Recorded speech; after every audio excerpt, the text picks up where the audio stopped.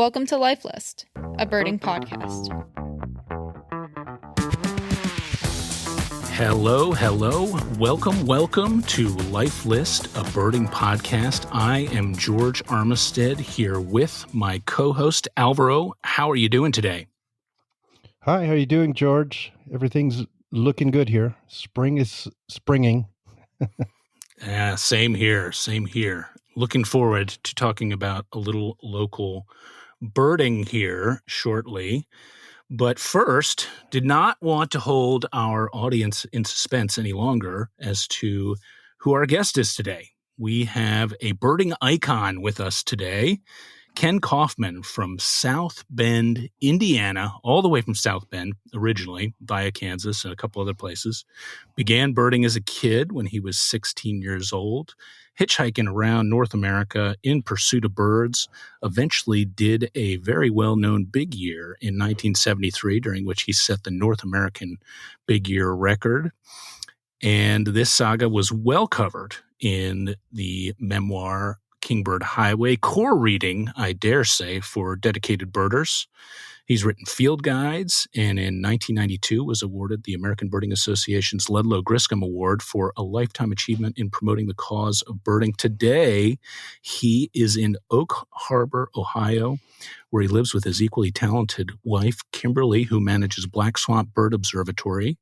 Kenn continues to write and go birding and help light the way for those of us with an interest in birds in the natural world. Kenn, we're so glad to have you with us today. How are you doing? Doing well. Thanks, George. Thanks, Alvaro. It's really great to see you guys. Or should I say, it's really great to hear you guys. Yeah, right. Yeah, we can see each other, and then, but that's right. And we have the kingbird with us. I was just actually thinking about the fact that a lot of people probably don't know that whole idea that some birders used to have bird names. And weirdly enough, all three of us have bird names. That's right. I was going to bring this up as well. Yeah. Do you still go by the Western kingbird, Kenn? Well, I don't get called that very often, but it's neat to hearken back to it. It was a practice among Texas birders back in the 1970s to give bird names to all their friends. And when they called me the Western Kingbird, it didn't imply anything regal. It was just the fact that I was hitchhiking around, and so I was often seen along roadsides. That's right. I remember that. Yeah, it kind of continued, I think, from the Texas people to some of the birding guides and vent and field guides. And I wonder if that whole bird name history is sort of almost died away, or if it still continues. But I remember one thing is you could not name yourself. It had to be something organic, or somebody thought about it and it just sort of happened, right? I mean, that's kind of my experience with it. That's right. Yeah, you couldn't name yourself. So you guys, what are your bird names? I am the cacique, el cacique. And, people always ask which one. And my joke is always where I'm not going to show you the color of my rump. But good move. And we all thank you for that, Al. We really do. That's right. We applaud your efforts. George. All right. Yeah, I am the spectacled owl, and the pulsatrix,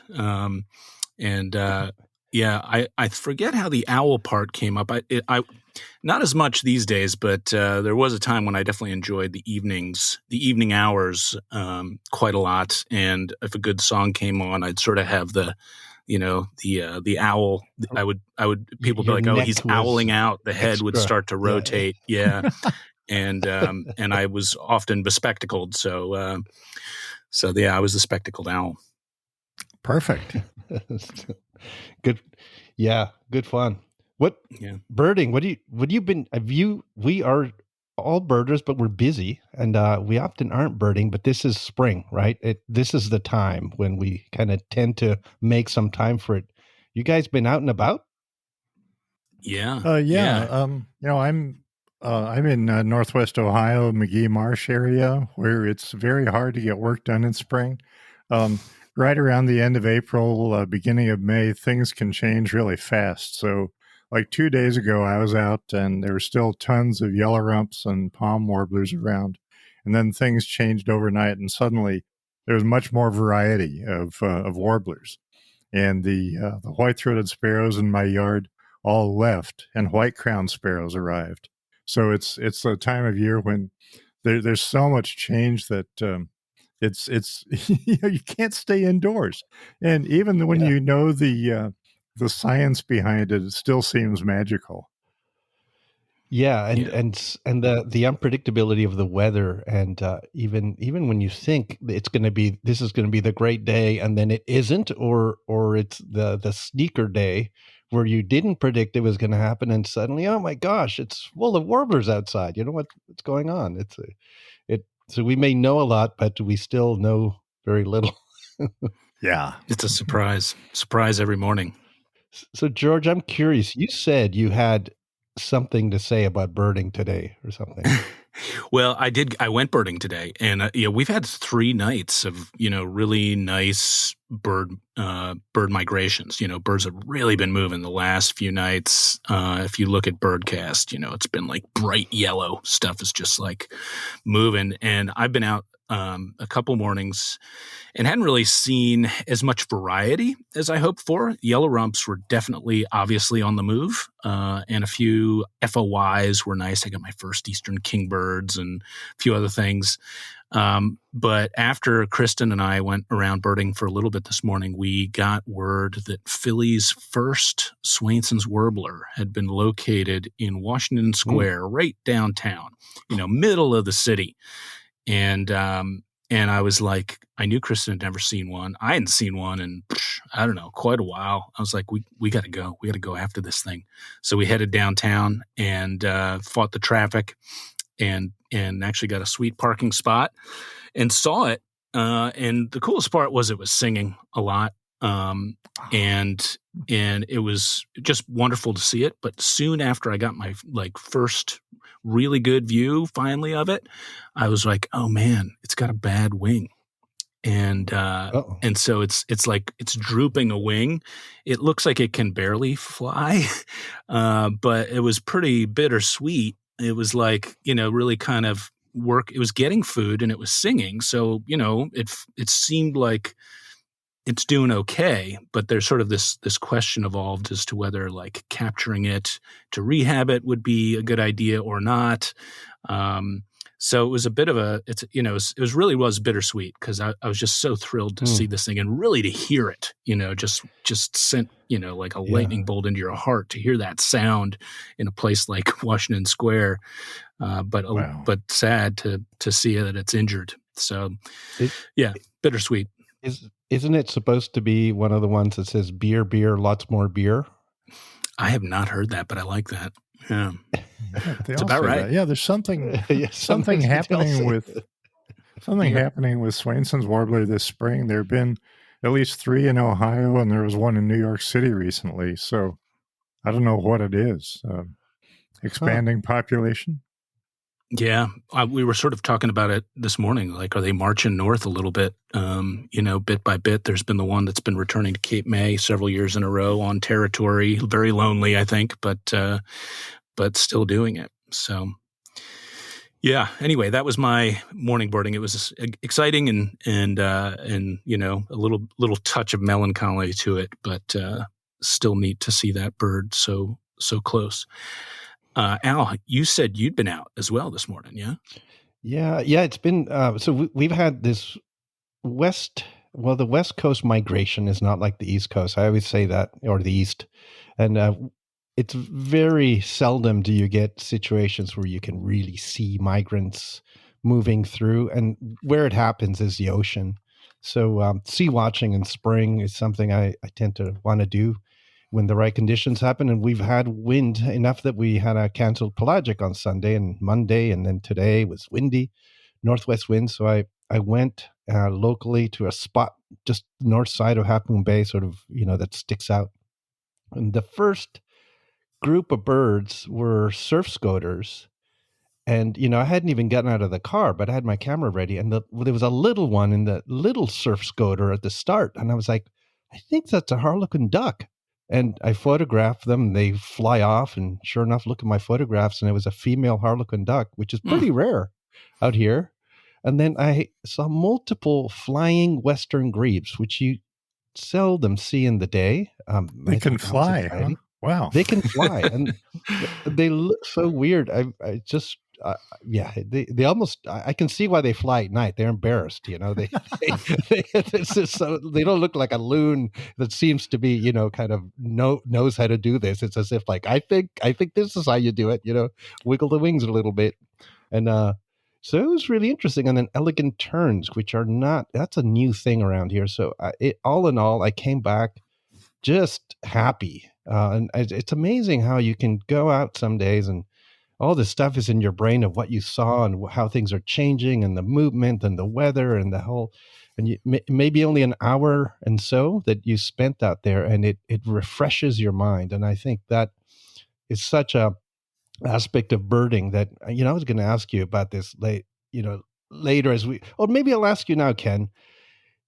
We all start with this birding and the early years of my birding were so much about chasing birds to put on a list and getting, 300 in Ontario or whatever I was trying to do. And, big years and big days and getting up early the first day of the year to start your year list. And none of that seems to matter to me anymore that much. And I wondered, do you think we kind of have to go through that process as a younger birder? The obsessive, almost, accumulative, trying to get more, see more, do more, and then we relax? Or is it kind of an unnecessary thing that we do because we've never been taught to do other types of birding? Well, I think it's fun. I think when you're getting into a field, it's a really it's a good way to learn. I was a rabid lister in my late teens and early 20s, and then that sort of interest fell off. But looking at other groups of organisms, like I've gone through periods where I was really into butterflies and moths, and one of the first things I did was start keeping a list, because when you're working on a list, you're not only reviewing what you've seen, but you're looking to see what else is there out there that I haven't seen yet. And so it's a great way to review. I think, and some people stay really keenly dedicated to listing for their entire lives. And if they're enjoying it, what a great thing to do. Right. Yeah, it's an interesting thing, because I think one of the things I missed out when I was younger is this just peaceful, beautiful aspect of birding that can invigorate my soul today, that in the past I didn't have because I was fixated on other things that were, so I guess I've just changed. But interesting to get your take on it, because I do wonder about it. I'll do, because we all go through the journey of birding in very different ways often, but parallel ways sometimes too. Yeah. Well, that's one of the great things about it, just the fact that there's so many different ways to approach it. Yeah. I wanted to ask you about your and raise Kingbird Highway again, Ken, because it is such a great book. But when I read it, I was probably not too much older than you were when you embarked on that adventure.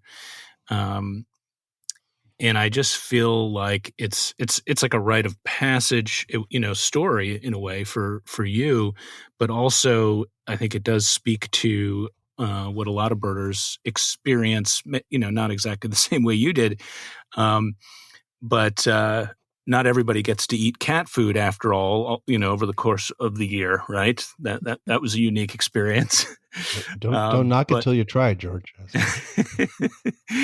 Yeah, but I guess I was curious if you had to give 16-year-old Ken some advice today about birding. Obviously, a lot has changed since then, but what might that be? I don't think I would change anything. I mean, I didn't know what I was doing. I went out hitchhiking around the continent and I survived just because I was lucky and not because I was smart or savvy or anything. Sleeping under bridges and eating cat food and stuff and seeing a lot of birds and running up a big list and meeting all sorts of amazing characters in the birding world. And then, kind of setting a record and then realizing that I didn't really know the birds that well. And I would have to go back around and see them all again to sort of study how to identify them and so on. It was a very, very disorganized part of my life, but I wouldn't change it. The one thing I would say, I wrote the rough draft of Kingbird Highway immediately after I had this big year at the age of 19. So when I was 20, 21, I was writing the book. The first draft was incredibly awful. It was just terrible. And the first draft, I threw it in a box and left it there for years. So, but when I pulled it out, 15 years later and started working on it, at least I had all that fresh impression of what had happened. And I could totally rewrite it and still sort of capture what the experience had been like. You could put yourself right back in that moment. That's awesome that you actually did do that, write that at the time. Yeah, well, I was just very fortunate. Huh. Interesting. Well, your new book is amazing. I gotta say, The Birds that Audubon Missed is the book, and I gotta admit that I kind of came into it thinking, gosh, I had this idea of the history of ornithology and birding, and I thought, I'm not so sure I want to hear about all these people and so on, and what's it going to be, but it isn't. It's this, I couldn't put it down. It was a different way through the history of our birding, almost like putting yourself back in the shoes of those people and also kind of moving it forward. I love some of the things you did, like trying to paint some of the birds that Audubon didn't see in the style of Audubon and how that would have worked. I thought it was an incredibly creative and superb book. Like I didn't know quite what to expect, but it's been awesome. Thank you, Ken, for the book. I don't know what your thought is, George, about what the book so far. Yeah, I've felt similarly, and I think I mentioned you, Ken. My dad is such a crazy bird book fiend, and he is just been absolutely loving it. He said, tell Ken, first of all, I don't know how he got to do any birding anymore. This is must have been an incredible amount of work, but it's a book that he was like, I literally can't put it down. It's just been it's been such a joy to read, and I felt the same way. When I think I actually generally struggle with nonfiction a lot of the time. I really love a novel. I really love a story. I don't always love reading nonfiction, and this has just been a real page turner. So it's been a joy to read, and I guess. It is very different than any of your other books, Ken. And one of the things I noticed was how you wrote in the acknowledgments about how it was probably your most challenging book that you've written to date. And I'd be curious to hear what that process was like for you and how it was so challenging.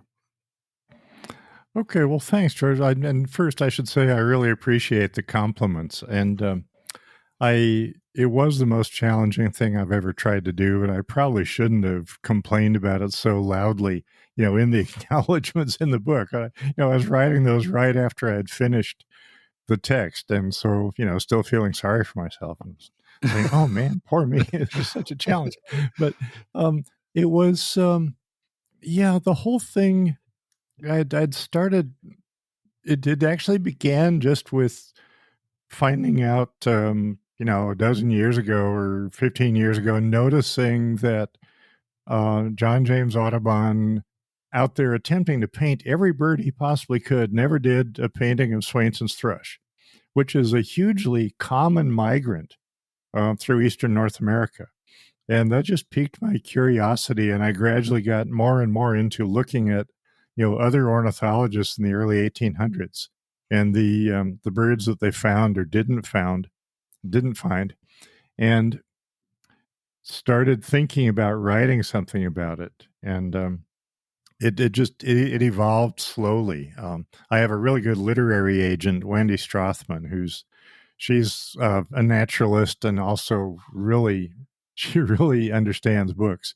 And she encouraged me to look at this and say, this isn't just a series of birds and the stories of how they were missed. This is there's so much about discovery there and adventure. And so I got farther and farther into it. And I spent hundreds of hours, maybe thousands of hours reading these old publications. You can go back and read all of Alexander Wilson's works from the early 1800s. You can read all these things written by Charles Bonaparte. And but most people had never done that. Modern birders, they know that these guys were doing bird stuff back then, but they don't go back and read it. And I just thought it was amazing. There was so much stuff there that I had never known. I'd never had any idea of this. And I started to think, well, maybe, other people probably don't know about this either. And so it was this great nebulous mass of ideas and things that gradually coalesced into sort of a series of chapters and then a book. Yeah. There was a point in time where I was reading and I was thinking, it's almost like the computer that I'm using right now is more powerful than the one that NASA sent to the moon, and how things have changed so much so that the average experienced birder now knows more than Wilson did back in his day in some ways. Obviously it's not apples to apples, but it's profoundly amazing to think that those people did a bunch of work that we now think of as common knowledge. But in the day, they were, figuring all this out, day by day. And to the point where sometimes they would get upset if they hadn't discovered a bird, on a big trip. I mean, that was, sort of like, oh, woe is me. I never discover a bird when I'm here in Kentucky, Yeah. It's amazing to think that existed, and not that long ago as far as, human history goes. That Thicket of Thrushes chapter really speaks to that exact thing, I think. Yeah, well, I had a lot of fun with that. And I kept thinking about what would it have been like to be to be back there 200 years ago, having these experiences, and then thinking about how it related to what we do today. And I really enjoyed working on the chapter about warblers because, warblers are so popular. And here in northwestern Ohio, we're going to be inundated with warblers here very shortly and with birders who are coming here to look for them. But those early ornithologists, they had just no concept of warblers. I mean, the warbler family hadn't been defined. One of the surprises for me in research was just the fact that the whole concept of bird families wasn't in use. Early on, it gradually came into use during, like the 1820s, 1830s. But these North American warblers, Wilson was, trying to figure them out. And he, American redstart, he said, well, it's ridiculous that some people think this bird is a warbler. It's obviously a flycatcher.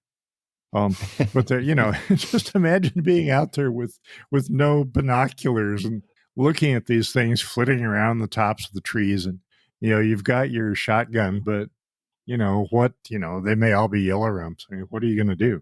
And the challenges they had with, telling males from females and telling spring plumage from fall plumage, that's reflected by the experiences of birders today.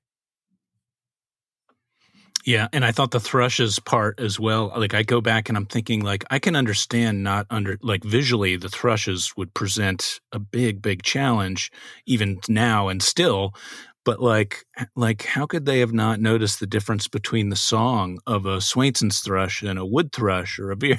But of course, we stand on the shoulders of those who came before us, so we take it for granted now.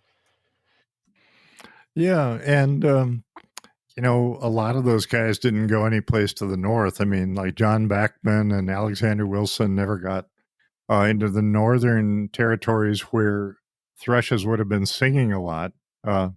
Thomas Nuttall got to know the veery pretty well, being in Massachusetts, but he apparently was hearing other thrushes too. And Audubon himself was not good at birding by ear, really not at all. And you go, and if you know what the birds sound like, and you read what Audubon wrote about their songs, you realize, this guy, he really wasn't good at bird ID by sound. I also... Good storyteller, I guess. Well, I was going to say that in today's parlance of, birding, I got the gist that Audubon may have been birding's first stringer. He was the first one to sort of see things that weren't there and try to convince others that, hey, I just saw something really cool, but, nobody could ever find it, Yeah, funny how that works. Yeah, he was probably among the first. You read, when I started into the research on this, and again, the book isn't just about Audubon. He's in the title, but he's just one of many characters. But when I started into this, I sort of assumed that you could believe the things he wrote and that there were a few odd things in there, some lapses that were hard to explain. And by the time I was finished reading, all of his published works, I'd come around to thinking, okay, well, you have to start with assuming that, anything here might have just been made up. You have to start by taking everything with a grain of salt and then work back from there to figure out what's true. Yeah. And I definitely also was thinking that it is easy to sort of say, well, why couldn't they see, the Swainson's thrush or why didn't they come across Caspian tern? I mean, that's one. I mean, it looks like a pterodactyl flying over with this incredible noise that it makes. Probably sounds like one as well. You would think you would notice, but I guess if they thought, oh, it's the royal tern, the Cayenne tern, whatever they were calling it back then, they just all thought that was sort of within the realms of the one species.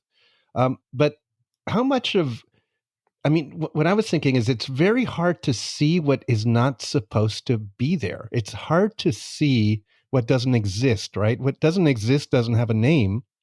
And it happens today even, if you see something that doesn't compute and it's not in the bird book, what do? You just assume, even if you're in South America, that you saw something incorrectly, but you could be seeing something brand new, but your brain is not set up to see what isn't there in a sense. And I was thinking about them in that way, although they were open to the fact that there were new things to be seen, it is hard, isn't it, Ken, to sort of really make that step to go, you know what, I think this is something new. Yeah, there was so much of assumption. Like Alexander Wilson, he was pretty bold and he was willing to contradict things that European biologists had written. But still, he had older mentors like William Bartram and Charles Wilson Peale, and he didn't really want to contradict them. And so he tended to assume that if something was new, he wanted to be really sure. He wanted to really check it out before he would say, okay, yeah, this, fish crow, I've seen it now all these different places and it sounds different in all these places. So, but he was slow and cautious about naming new birds. And so, as a result, he named some things that actually were just, they weren't real. I mean, his autumnal warbler was the fall plumage of the bay-breasted warbler, and he couldn't figure out why he couldn't find that bird in spring.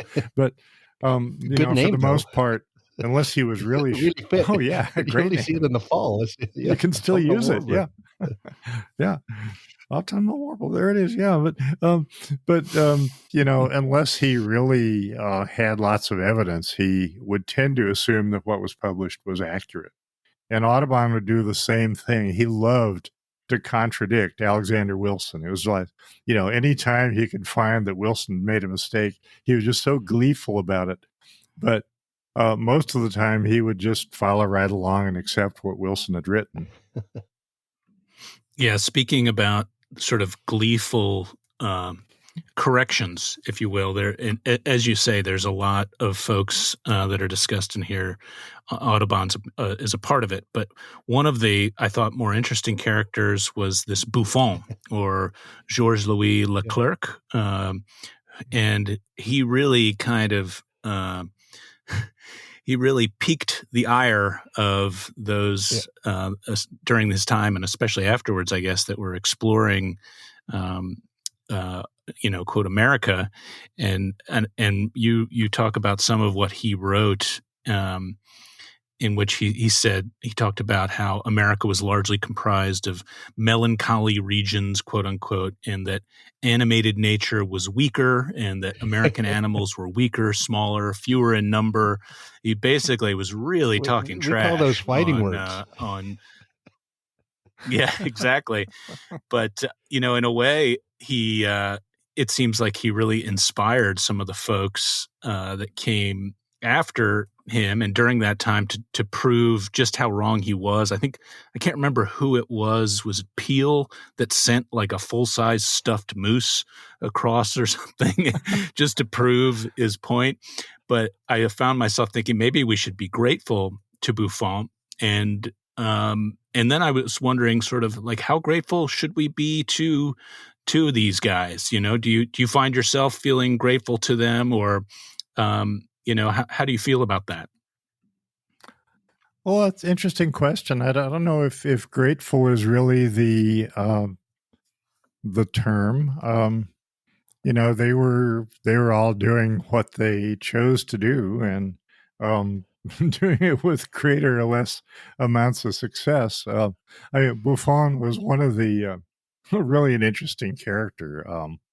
He was one of the great famous biologists in the late 1700s, but he was a great rival of Linnaeus, and so he refused to use Linnaean-type scientific names for things, and so his legacy has sort of faded. But yeah, he just thought, America is this terrible, terrible place where everything is small and weak. And yeah, it was Thomas Jefferson sent a stuffed moose to Buffon in Paris.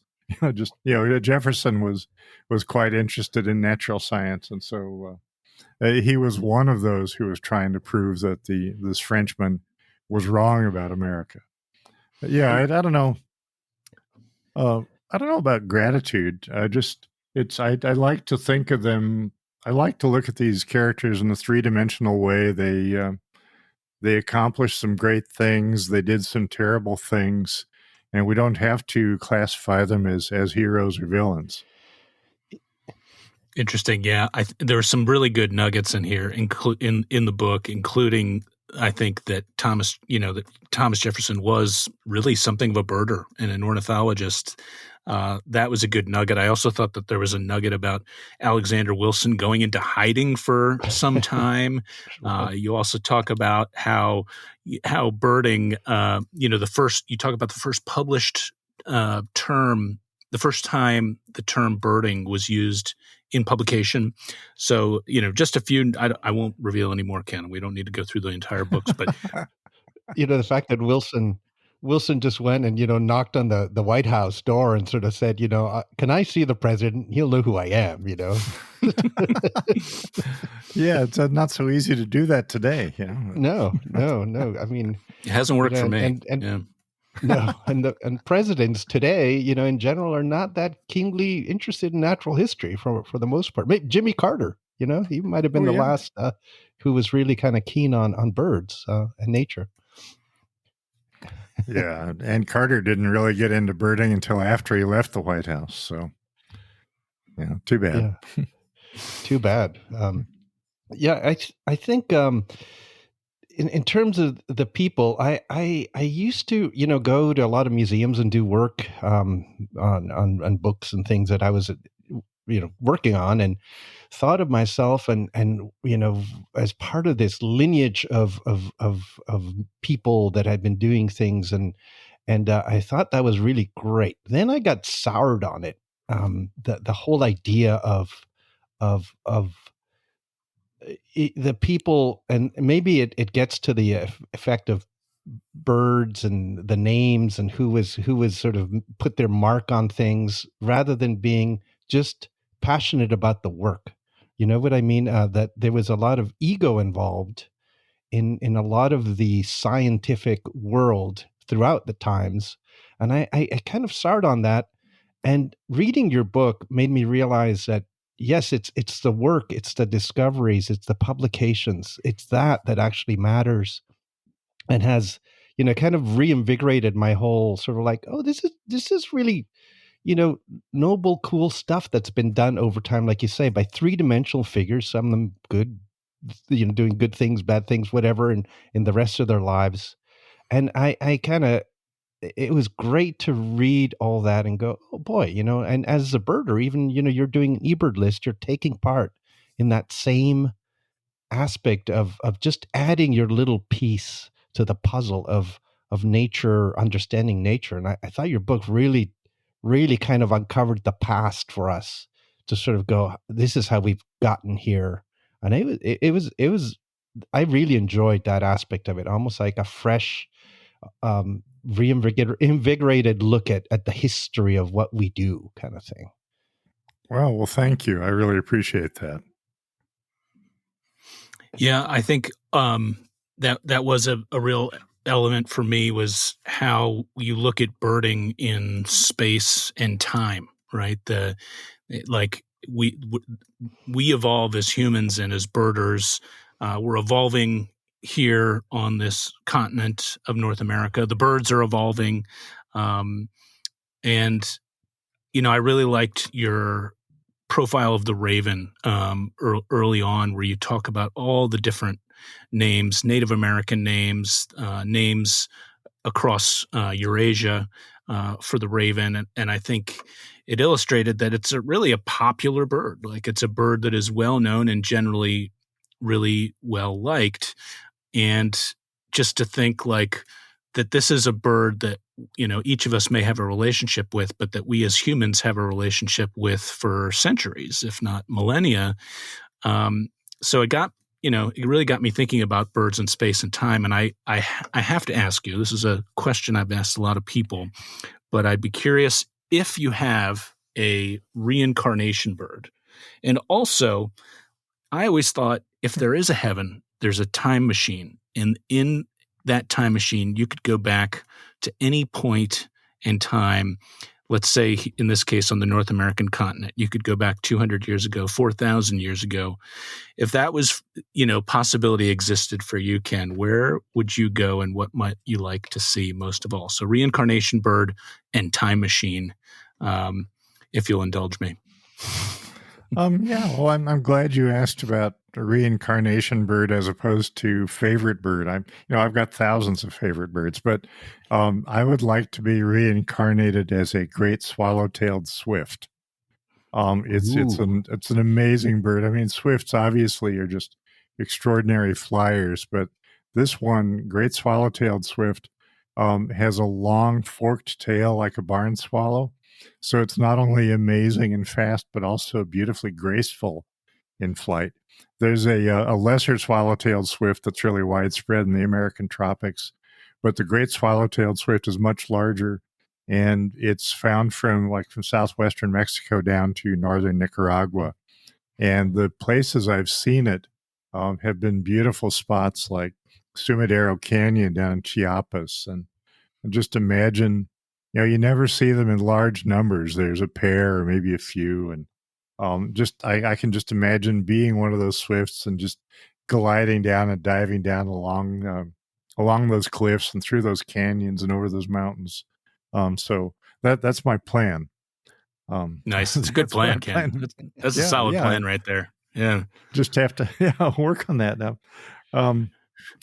If the time machine exists, then I'd want to make sure that I was completely free of any kind of diseases like smallpox or measles or anything. And then go back to like the northern Great Plains in North America about 1,000 years ago. Because I imagine at that time, those open plains were a wildlife spectacle to rival what you can see at the best national parks in East Africa now. Yeah, American Serengeti. You'd get eaten within half an hour, but that half an hour would be short-faced bears might be right after you. A great half hour. Yeah, right. Yeah, that's great. It is amazing to think that that North America was a big mammal continent. I mean, it still has some big mammals, but the number that existed and the diversity is thought-provoking. It's a great thing we have fossils to figure that out. Yeah, even 1,000 years ago, probably the mammoths wouldn't be there anymore, and the giant ground sloths and whatever. But just imagining the huge herds of bison and so on, the wolves. I don't know. Numbers of long spurs. Right. Everything. Yeah. I wonder how many birds you would see that are no longer here that we didn't even know existed because they weren't fossilized. You'd be there going, oh, Yeah. We don't know what it's lost that didn't leave a trace, right? So it's interesting to ponder. So I've got a question about, with all the thought-provoking, conversation about English names and birds named for people. I with a friend once was joking that if this is such an important thing to have birds named for people, shouldn't we maybe change some names to, let's say we'll take an orange crown warbler and name it for somebody who deserves to have had a bird named for them that didn't, because it's been applied in a way that's not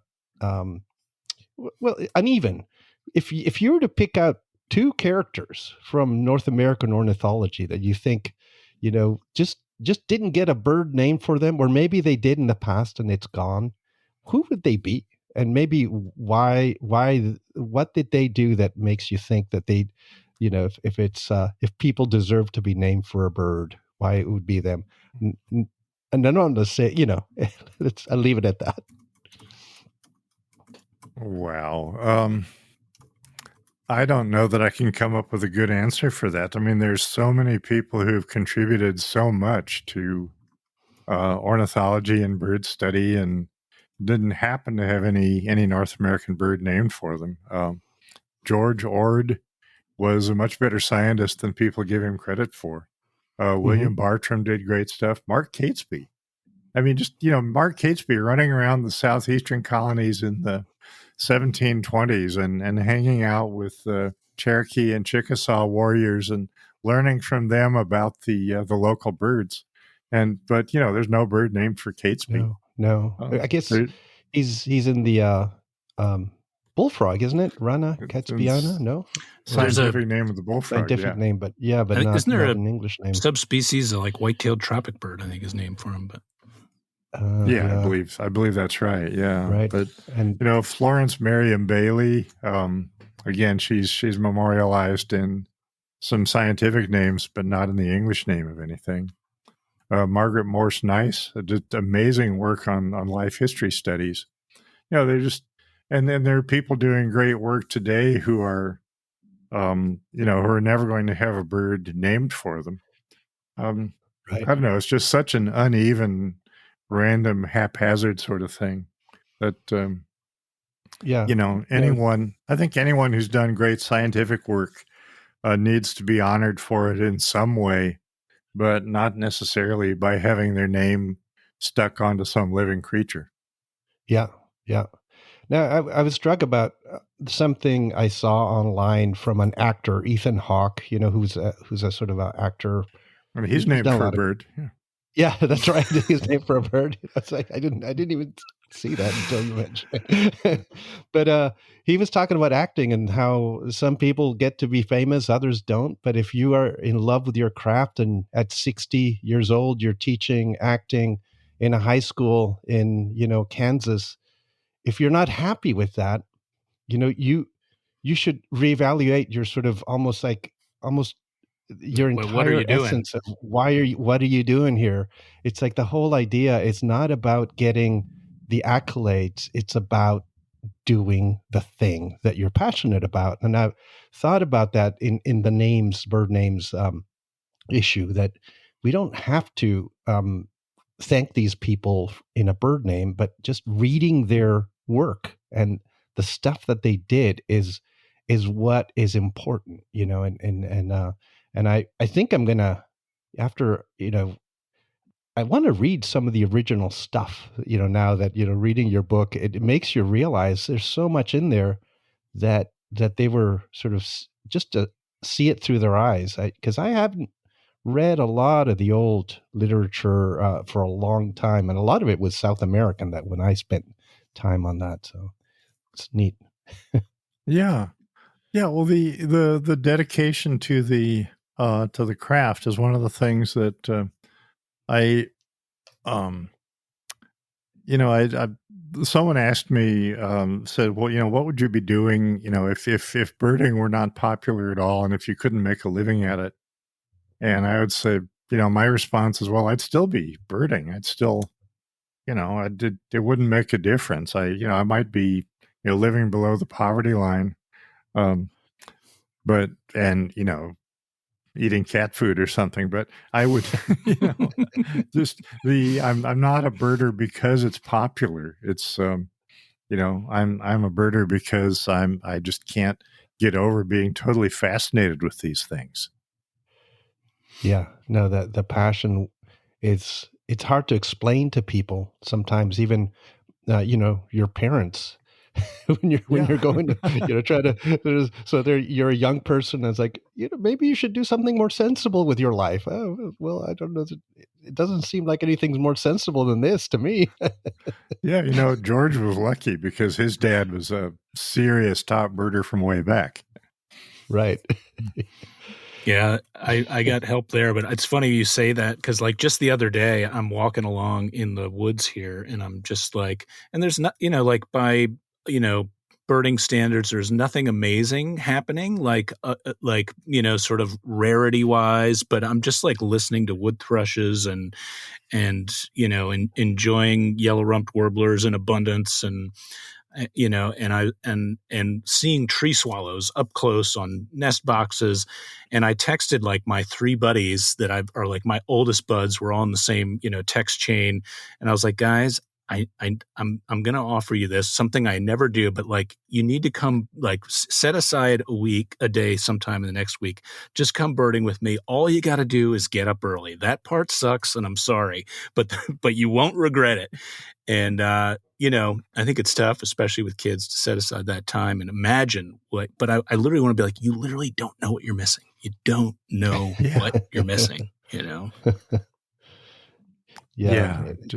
Just get out there and look and listen at these things.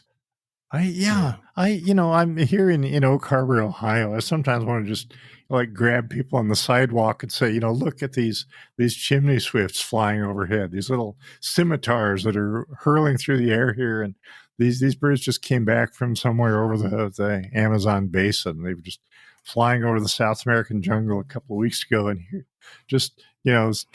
I'd probably get arrested if I tried to, grab people and point things out. But there's so much of wonder out there that people should be able to appreciate. Yeah.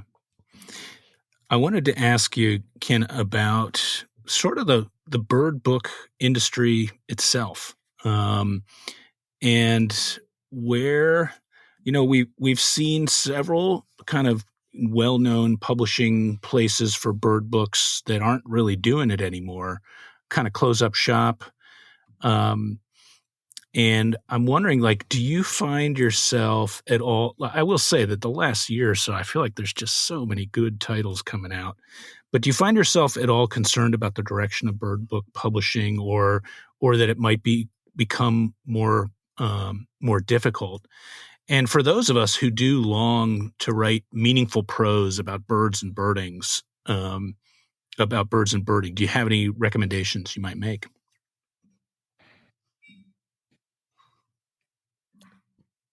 Well, it's, the state of bird book publishing is, not that different from the state of publishing in general, but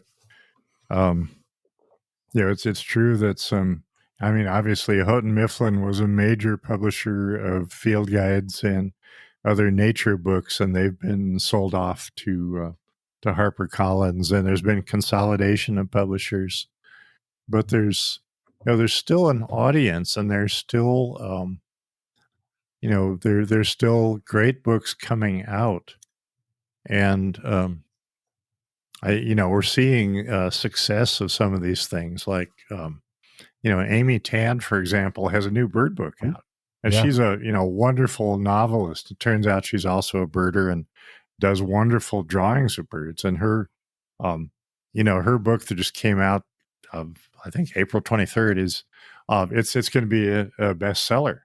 It already is. I think I think I saw the first printing had sold out within days, and the publisher is scrambling to print more, and that that bodes well, I think, for publishing other bird books, because the commercial publishers will look at this and say, well, there's an appetite for this kind of material. Christian Cooper has been a birder for a long time. Just recently, a couple of years ago, published his first book, and it's doing really well. There's more and more attention to birds, and so I think if print books don't just go away altogether, I think there's still lots of opportunities there. Yeah, I have to say that knocked my socks off when I remember a couple of years ago or a year ago, whenever I realized that Amy Tan was a birder, and I was like, my God, like I still remember like the class and the teacher of reading the Joy Luck Club. I was like, it just was. I was like, wow, that's amazing. I'm looking forward to reading her book as well. Yeah. Well, I had a chance to read it, before publication. It's great, and she's a wonderful novelist. Just amazing three-dimensional portraits of these people in her novels, and the birds that she writes about are just as wonderful. It's that book, The Backyard Bird Chronicles, is really great, and I recommend it highly. I got to say, one thing that struck me about the Birds at Audubon Missed, Ken, is that I don't think anybody else could have written this book. It's your book, it specifically in that you are a person who knows birds, identification of birds, the history of birds, birders, the whole kind of gamut of, you've been in, edited stuff, you've written things, and it is, I don't know that anybody else could have put this together in a way that would strike the chords of interest in us who are birders and naturalists, to sort of see the past and sort of where we're going and how we've moved through all this history in the way that you have. And it's written really well. I just got to say, it's like, it really is a great book, folks. Like, if you're thinking like, I'm not sure, history, Wilson, just pick it up, go get it, read it, and you will be hooked, I would say. And thank you, in a sense, for doing this for us, Ken, to enjoy and learn from this, because I don't know that anybody else could have done this. Well, wow. Thank you so much, Alvaro. I really appreciate that. And if it doesn't sound too conceited, I think you might be right. Historians, there have been so many histories and biographies of some of these characters, but there are things that you can't figure out if you don't really know the birds well.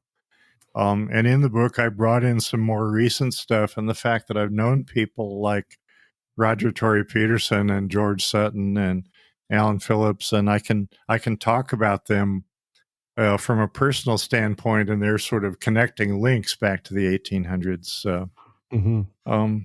It might be that that no one else could have written this, but that just meant I really felt a big sense of responsibility when I was working on it. Right. No, it seems to me, I don't know, George, maybe you saw this too, that the original, just how did these people miss these birds, and also kind of going and seeing some of the birds today that they missed and incorporating them into your thought process of like, how did they not see a Caspian tern or a Swainson's thrush and so forth? And that is like, the magic of that thought of trying to go back in time and what we know now, and then putting it all together. It's just, it's a great idea. And you really, to me, it sparked all these kind of like, wow, I'd never thought about this. And the artwork is fabulous as well, Ken. My dad says his favorite is the snowy egret. I liked the gray-cheeked thrush with the columbine the best. I was that we have quite a bit of columbine here in the yard, and I was like, oh, there it is. It was nice to see, but the artwork is really gorgeous as well. Wow. Well, thank you. I mean, I think I proved that there's no way I could possibly actually match Audubon's artistic skill, but trying to was quite educational. In the dedication, you dedicate this book to, you mentioned that you're thankful to J.B. Kaufman. Tell us who J.B. Kaufman is, if you're amenable. Well, sure. Yeah. JB is my older brother. He's just 2 years older than I am. We've been good friends all our lives. And our interests are completely different. When we were kids and I was going into natural history, he was going into art and then film and so on. He's become a famous film historian. If you look up J.B. Kaufman, he's written all these books about the history of the Disney studios and various other aspects of film history. And I know nothing about that subject except what I've learned from his books. And I go into that, and he writes in such a way that even if you arrive on the page not knowing or caring anything about the subject, you get pulled into it and you learn about it. So in trying to write history, I really studied his writing. And, I may not have matched his ability to do it, but it was a big influence on how I tried to write a historical account. Nice. That's interesting because, it brings up another memory of just a friend of mine who's teaches, taught film and so forth. There was a time where I went to look at some films that are famous, that I hadn't ever seen, like Citizen Kane. And I watched that film. It's supposed to be one of the best movies in the world. And I just didn't quite get it. I didn't quite understand. And he sort of said, thing is that film did, 10 different things here that all the films do today because they learned it from that film. And now you think of this as normal because they were sort of groundbreaking, and I kind of think like your book opened up a bit of that for me in birds ornithology, in that I had not thought about so many of the things that happened before us now in the way that, you broke it down as to sort of how these people were out about doing their thing and their rivalries and how they put things together. It's sort of like, it was similar to my friend explaining to me why I needed to really understand or care about Citizen Kane.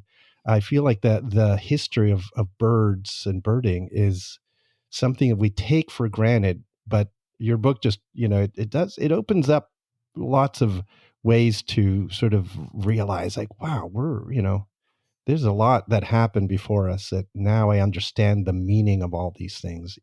Even like you say, ear birding, that they weren't great ear birders sometimes or what have you. It's just, I never thought about it. The personalities really add color. Yeah. Oh yeah. Well, thanks so much. I mean, yeah, for me, the most compelling thing about it was the way these things that happened 200 or 300 years ago are still having an impact on how we go birding today, even if we don't recognize them.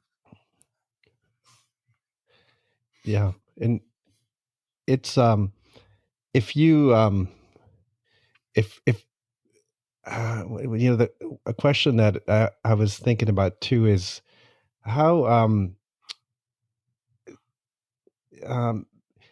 well, here's the thing. I was wondering why Audubon never really spoke to me much as a younger birder, and I wondered if it's because I grew up in Canada, and Canada has a different history of people. You know, there was Ernest Something Seton, Taverner, um, Saunders, Alan Brooks, etc. These people who were out there doing their thing. Some of them artists, some of them ornithologists, and we didn't have Audubon societies.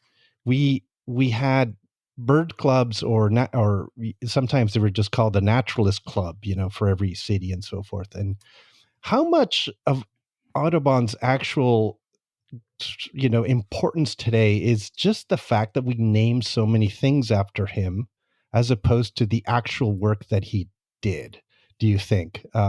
Because I was trying to think of why I didn't resonate with him as much as maybe a lot of my American people who grew up here. That's a really good point. I mean, he even though his artwork was magnificent, the name wouldn't be as recognizable if there weren't a society named for him. If it were not for the Audubon Society, the name would not have had such lasting influence. There are places, there are historic sites, and so on, dedicated to Audubon, but it's the society that keeps the name in front of the public, even if many people have just a vague idea of who he was. So yeah, I mean, obviously Canada has a really rich history of ornithology as well. There wasn't as much happening in Canada in the early 1800s, so not that much of it really came into the story. Later. I mean, you have John Richardson going on expeditions west of Hudson Bay, finding interesting things, but yeah, if the timeline of the book had extended a little bit later, there would have been a lot more Canadian material in there. Guys, we are coming up on our hour here. It's kind of flown by here, and I know it seemed like 10 minutes. I know. I feel like we could. We'd love to pick Kenn's brain for another hour, if not many more. But thanks so much for doing this, Kenn. Really appreciate it. Can't recommend the book highly enough. It really is a fun read. Appreciate you being here. Well, it's always great to talk with you guys. I really appreciate the opportunity and love the work that you're doing, separately and together. Love the podcast. I'll look forward to seeing you at some point down the road. Yeah, and I did want to mention to folks, and I don't know if there's anything else that you want folks to know about you have coming up, Kenn. On May 22nd, I believe there is a hybrid meeting here at the on your book where you're speaking here in Philly for the DVOC. Go to dvoc.org, and I think if I'm correct, I think it's a hybrid meeting. Maybe it's only it looks like it's a hybrid, which means that people could watch online as well. But you have that coming up. Is there anything else you wanted folks to know about? I'll be speaking various places during the next year, and eventually I'll put I'll publicize some of those online. Launching the book at the biggest week in American birding on May 7th here in Northwestern Ohio, but I'll be speaking later in Philadelphia and Arizona and Illinois, North Carolina, and so on.